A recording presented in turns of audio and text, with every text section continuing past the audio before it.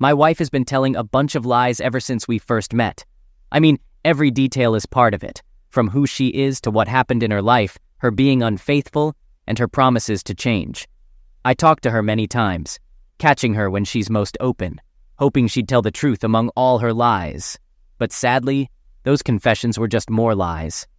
I'm not a therapist, but I think she's got some serious issues. Probably histrionic personality disorder and a habit of lying a lot. Trust me, she shows all the symptoms. When we met, I had just ended a long relationship and was looking for something casual.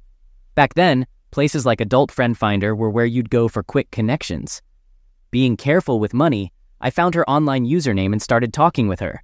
We decided to grab lunch a few weeks later, which went well, leading to more dates. She mentioned having a male roommate, but I didn't really think much about it. I didn't feel like investigating further, being lost in my own gullibility. She talked about her past marriage ending because of her ex being unfaithful, leaving her in a tough spot, sharing a place with a roommate due to money issues. One night, early in our relationship, I was out with colleagues working on a project when she called, upset, and seemingly unable to be consoled. She revealed a shocking truth about her past that shook her whole identity. The guy she thought was her dad, whom I'll call Italian Dad, wasn't her real father. He was a guy her mom had been involved with while her actual dad was in prison. When her real dad got out of jail, he became her uncle, and Italian Dad became the father figure. Her real dad stayed out of her life while Italian Dad played the devoted father role. I was really into this woman. She had a bachelor's degree from the same university I went to, though a different campus, and later got a master's from Columbia University in NYC. After working in her field for a while, she got tired and switched to an easier job in retail. Our love was real. She decided to take birth control pills for a better experience for both of us, but things changed when she told me she was pregnant.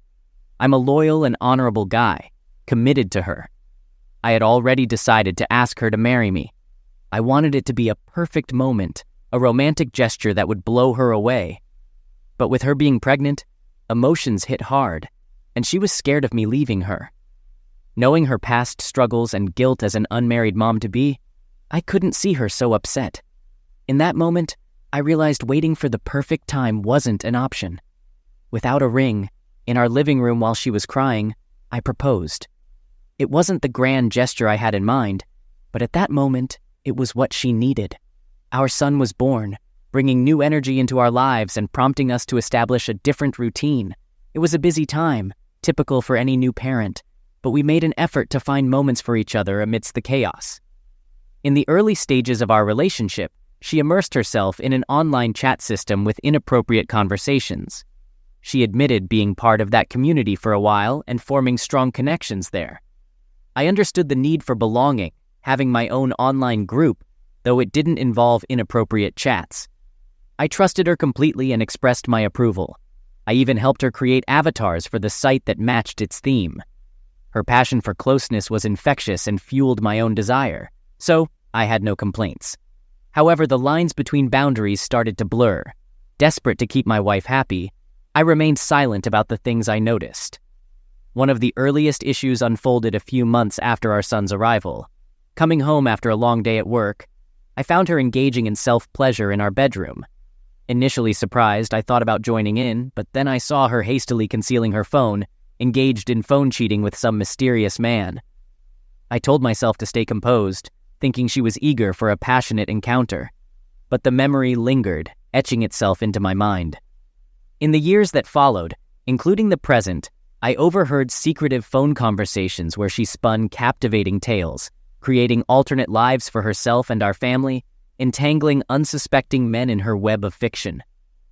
Through a closed door, I caught wind of an intriguing conversation. She wove a tale of being a widow seeking solace in her family's mountain ski cottage, a story she often repeated. Astonishingly, this was her norm. Each time she effortlessly assumed an alternate persona, captivating these men. Sometimes real names were used, while other times she conjured up fictional identities. Her stories fluctuated between partial truths and complete fabrications. How she managed to juggle numerous plot lines, navigating the complexities from one day to the next, often with multiple individuals, remains a mystery. Now let's jump to some recent and egregious transgressions within our marriage. 3 years ago, I found myself away for the weekend, not too far off, visiting some friends. Usually on such occasions, which happened a couple of times a year, I'd spend the night there due to late hours and exhaustion. However, something felt off this time, like an unsettling itch beneath my skin. Her behavior and excessive texting, sharing unsolicited details about her evening, struck me as peculiar. She was unusually talkative, oversharing every minute detail of her night. That wasn't her normal self with me, so I knew something was wrong. It was around 1:30 or 2 a.m. when I made up my mind. I had to return home that very night. The drive was only an hour, and a strong cup of coffee would keep me alert. Let me recount a particular detail she shared with me. According to her, a friend I'll call Jane had visited that night. Apparently, Jane had brought along some Mary Jane, intending to indulge in a smoking session. Let me clarify, I've never dabbled in medicaments, nor do I condone any illegal substances, and she knows this all too well. In a subsequent text, she informed me that Jane would be spending the night as she was in no state to drive. It was around 3 a.m. when I arrived home, and to my surprise, there was not a single car in the driveway. A quick glance around the street revealed no parked cars nearby either. Where could Jane's car have vanished to? Entering the house cautiously, just in case I had missed something or my wife had picked up Jane earlier, I anticipated finding Jane dozing off on the couch. When I got to the couch, I noticed a troubling stain that looked like dried semen. To make things more puzzling, there was constant snoring from upstairs. Quietly, I went up the stairs, my instincts pushing me forward with a nagging suspicion. And there, next to my wife in our bed, was a total stranger, a man I had never seen before. It felt like the world was falling apart, heading toward an inevitable end. Seeking comfort, I went to my daughter's room. Yes, we had a daughter by then, but both kids were at my in-laws for the weekend, which was odd given my absence. Overwhelmed, I sat on a chair, buried my face in my hands, contemplating what to do for at least 30 minutes or more, grappling with a weighty decision. Despite starting calmly, I realized I couldn't stay composed. Determined, I burst into the bedroom, turned on the light, and landed a powerful punch on the intruder's head. The impact was so strong that my wedding ring flew off, making me wonder if it meant anything. Grabbing him by the legs, I forcefully pulled him out of my bed, telling him to leave immediately. I won't go into all the details, but looking back, I don't think he knew she was married. His genuine surprise at my presence was clear. Since he hadn't driven to our place, I reluctantly let my wife drive him home, though I should have insisted he walk or take a cab. After she returned, we found ourselves in the kitchen talking until dawn. She insisted nothing inappropriate happened, emphasizing they just got high and fell asleep. The puzzling part was that I hadn't caught them in the act, lacking concrete evidence for my suspicions. Strangely, the stain on the couch disappeared while I slept later that day. Additionally, a honeymoon photo that was missing from our fridge mysteriously reappeared. My mind was full of doubts about her, even before this incident.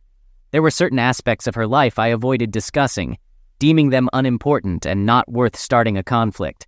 However, it had reached a point where I had to confront her directly, seeking nothing but the unvarnished truth. One trivial matter bothering me was the high school she claimed to have attended. Despite her insistence on a specific Catholic school, I found no evidence, leading me to believe she went to the public school in her district, known for its poor reputation. I didn't care about the school. I just wanted the truth. She stuck to her story about the Catholic school, but what bothered me more was the mystery around her former roommate. Over the years, I discovered information that didn't quite add up, aligning too well with her ex-husband's life. I confronted her, suspecting the roommate wasn't real but her ex-husband. I believed I unknowingly became the other man, unintentionally ending her previous marriage. She vehemently denied it, offering a prepared story with slight alterations. With no concrete evidence, I chose to forgive her, convincing myself to rebuild trust for the sake of our relationship and children. Despite a shaken foundation, we moved forward, determined to press on. Months later, I overheard her talking on the phone, making up stories about a family vacation in a fake ski cottage. The absurdity hit me, knowing she had never skied, and her family faced financial issues. I confronted her outside our closed bedroom door, insisting she tell the truth. Initially, she denied the call, but as I recounted specific details, she couldn't hide her deception. Lying was her go-to defense. On my birthday, I found myself working from home. Coincidentally, she also had the day off. Yet I couldn't help but notice her constant texting, a mystery unfolding before me. How did I stumble upon this revelation? She handed me her phone, showing her inability to cover her tracks effectively. We had separate cell phone accounts but decided to combine them onto one service. Since my carrier offered a better deal, we planned to transfer her number to my account. While at home, we initiated the transfer, meaning her phone would be temporarily out of service. As I backed up her old phone to save her contacts and pictures, I received text messages from an unknown number, not saved in her contacts. The porting process took a few hours, causing her impatience as she was reluctant to stop her conversations with the new guy. After the porting process, a flood of text messages poured in, prompting her to respond vigorously, even sending hundreds in a single day. Unaware that my plan didn't include unlimited texting, I discovered hefty charges when checking our account usage the next day. Confronting her, I urged her to stop this costly behavior. It turned out to be another instance involving another guy, though the details blend together amid the recurring pattern. Once again, I confronted her, and once again, she promised to stop. 3 tense months passed, fueling my escalating paranoia. Whenever possible, I covertly checked her phone, going through emails, texts, and photos. Among them, I found explicit pictures not intended for me. In a nutshell, she went on a lunch date with a guy and later met at a nearby park. A message after their outing revealed her desire for a more intimate encounter, lamenting the presence of bystanders. That was the breaking point. During a subsequent call, I couldn't hide my anger. I stepped out of my office to express my frustration and confronted her about the lunch date and park rendezvous. Overwhelmed with guilt, she wept, fearing the end of our marriage. Once again, I relented, but I sternly warned her that no more chances would be given. This was the final ultimatum. That final chance lasted around 8 months, or perhaps even less, considering I caught her red-handed. But that brings us almost to the present. Did you know you can message people through Yelp? Well, she did, and apparently she was engaging in conversations with some local guy there. That's where I stumbled upon her most recent mischievous escapades. Soon after, she ventured into the realm of Kik Messenger. She even posted on Reddit, seeking out Kik pals, and it didn't take long for her to entice a few individuals. While I haven't closely monitored her activities on Kik, I do know she has been regularly communicating with at least 2 people, and their messages are far from innocent, just friends banter. Just the other day, she needed my assistance with her phone due to some issues she was experiencing. In no time, I stumbled upon a folder containing a collection of explicit photos and videos she had sent through Kik. However, it was after this revelation that I made the decision to divorce her. Since that night when I unexpectedly found her in bed with another man, forgiveness has been hard to come by. Despite my efforts to convince myself that trust is possible and her love for me is genuine, an inner struggle persisted. I had a deep-down belief that she would consistently resort to deception, creating a lasting sense of mistrust. Over the past few weeks, weighed down by years of lies, I reached a breaking point. After much internal debate and weighing pros and cons, I finally made a decision. With hesitation, I pressed the send button, sending a heartfelt message to her ex-husband via Facebook Messenger. Unsure if he would read or respond, I needed answers, and he had no reason to deceive me. To my surprise, within a mere 30 seconds I received the seen notification. Then, in just a couple of minutes, he replied, confirming that she had likely lied about him and his past. This was the conversation I had yearned for. Over the next hour and a half, we engaged in an open exchange, delving into every aspect. Remarkably, he even expressed a desire to meet in person for further discussion. It was a mutually beneficial conversation, addressing my lingering doubts about her and his own curiosities about me. I unknowingly played the role of the other man in her life. When I met her, she was still married and living with her husband. The so-called roommate turned out to be a complete fabrication. I conducted a thorough public record search on Spokeo and did find someone with the same name as the supposed roommate, living on the same street as one of my wife's previous addresses. However, her ex-husband had no knowledge of this person, leaving us to wonder if it was simply a bizarre coincidence or a neighbor he had never encountered. The truth about her father also came to light. The notion of an Italian father was entirely fabricated. Those alleged summer trips to Italy, they never occurred. In reality, she only visited Italy once as part of a school trip. Speaking of school, it turns out she did attend the public school I had suspected all along. And here's the kicker, she's not even a Catholic. So where did she disappear to during those times she claimed to be attending Sunday Mass? Probably out on more dates with random guys. And let's not forget about those 2 degrees she boasted about. After catching her with the lunch date dude, I demanded answers to the web of lies she had spun. One truth she reluctantly admitted was that she had no degrees at all. She claimed to have attended both schools but never finished either of them. However, her ex-husband revealed that she hadn't even attended those schools in the first place, just 1 semester at a local college, and that was the extent of it. So even when she tried to confess some truth to me, it was just a different set of lies. She's pulled this same stunt with her ex-husband repeatedly, ran up his credit cards and left them unpaid, relatedly basically drained my 401k through loans and early withdrawals she talked me into. Do I need to keep going on? It's all a lie. I've only scratched the surface here, but there's no time to go over all the countless transgressions. Let me share one more story she's told countless times. She claims to have lived in New York City during those days while not attending Columbia. According to her, she was in class when the tragedy happened, witnessing the fear and panic. She also mentioned knowing interns at the World Trade Center who didn't survive. She even claimed to have worked as an intern at the New York Times and had a shared byline on a front-page story published on the day after the event with the audacious claim that it was nominated for a Pulitzer Prize. It's all a web of lies, ex-husband revealed that they never actually lived in NYC. They may have visited for some fun weekends, but they never resided there.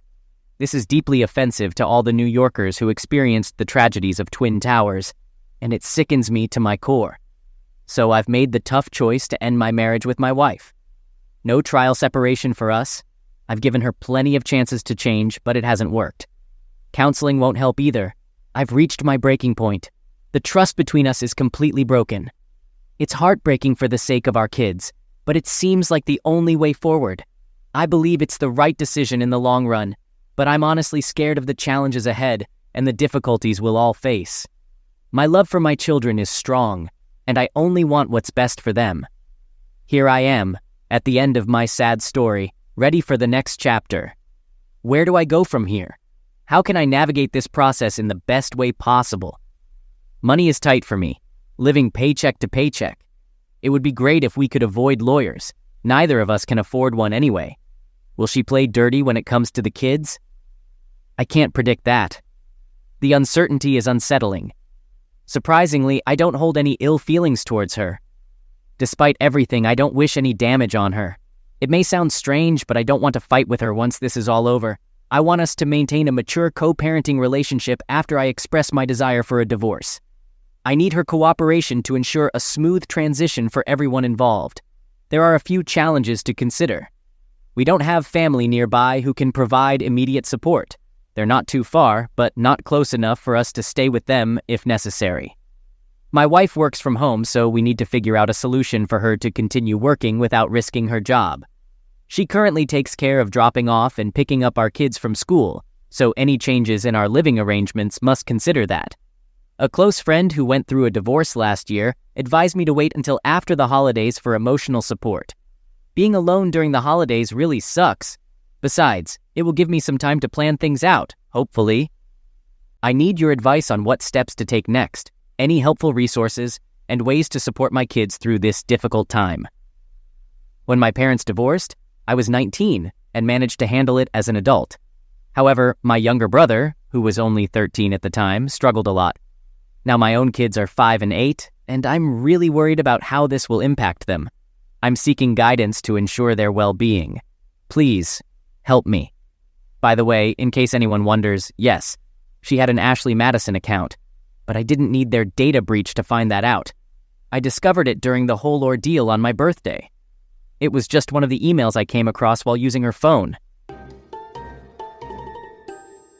Second story. Didn't expect to find myself in this situation, but here I am. Over the weekend, my wife, 38F, and our 13-year-old daughter visited her mom. I couldn't join due to work, so we decided it would be a girls' weekend for them. As a firefighter in a large southern city, I was on a call when the dispatcher informed me of an emergency. Though not needed on the call, I checked my phone and found several texts from my kid and a few from an unknown number. Through about 11 text messages, I discovered my daughter had gone ice skating, fallen, and broken her wrist. She's in the emergency room, but my wife is nowhere to be found. The unknown number belongs to a friend of my wife's, who went to the emergency room to be with my kid, the chaperone for the girls who had gone skating. I called this friend, and after much hesitation, she admitted my wife had gone to dinner with a random guy. Due to my job, our location is always shared with the family. I pulled up an address and found it's a hotel. It was 10 p.m. Now it's almost 4 hours later, and she hasn't answered my texts, but she did finally call our kid. I got permission and insurance information. My daughter got a cast and a referral to see an orthopedist when she gets home. The friend took our daughter back to her grandmother's and texted me, apologizing for the way I found out about that guy. Apparently, this has been happening every time she's gone home without me. Meanwhile, I've worked countless hours of overtime to pay off our house, take us on nice vacations, and send our daughter to the most expensive private school in our city. I feel like a fool. Following advice, I talked to a lawyer and realized she doesn't have much access to her money. I removed her as an authorized user of my credit cards, added two-factor authentication to almost everything else she might try to access. I checked my credit report and found she opened a joint credit card I didn't know about. Since I'm on the account, I logged in and printed out the charges, creating a perfect timeline of restaurants and hotels she paid for. Turns out she also has accounts on Tinder and Bumble, discovered through recent phone bills. A friend who is a deputy sheriff will be here tonight when she gets home. I booked her a hotel room for the week and paid up front. She can stay there for now and figure things out on her own starting tomorrow. My daughter and I talked, and she knows what's going on and is angry at her mom. The next steps are to find someone for her to talk to. Thankfully, my job provides excellent insurance, so that's one less thing to worry about. When it was time for my wife to return, I was prepared. An old friend, a deputy sheriff, agreed to be there during our confrontation. I had already reserved a hotel room nearby for a week, paying in advance. It was a chance for her to experience the uncertainty she had brought into my life. The confrontation wasn't pleasant. Despite her pleas and apologies, I remained unmoved. I handed her the hotel room keys, instructing her to pack and leave. Although she was shocked, I stayed indifferent. My daughter, full of anger, chose to stay with me. Later, I had a tough conversation with her mother. While defending her daughter initially, she eventually acknowledged the undeniable evidence I had collected. The following weeks were chaotic. Divorce proceedings started, and my lawyer was relentless. The evidence of her infidelity played strongly in my favor. I kept the house, my daughter stayed with me, and I secured a significant portion of our assets. Meanwhile, my wife's life took a downward turn. The man she betrayed me for turned out to be a professional con man. He vanished, leaving her heartbroken and penniless. It was a tough lesson, but she was reaping what she had sown. The revenge I sought came unexpectedly. I protected my interests, ensured my daughter's well-being, and exposed her infidelity. She faced the consequences of her actions while I began rebuilding our lives. The journey wasn't easy. The pain of betrayal lingered, but I was determined to move forward. I invested time in healing, reconnecting with my daughter, and learning to trust again. In the end, the best revenge wasn't causing her pain, but showing her she hadn't broken me. I emerged from the storm stronger and more resilient, ready to face whatever life had in store. Despite everything, I felt a strange sense of gratitude. The betrayal set off events that led to a better understanding of myself. I wasn't a fool, as I initially thought. I was a survivor,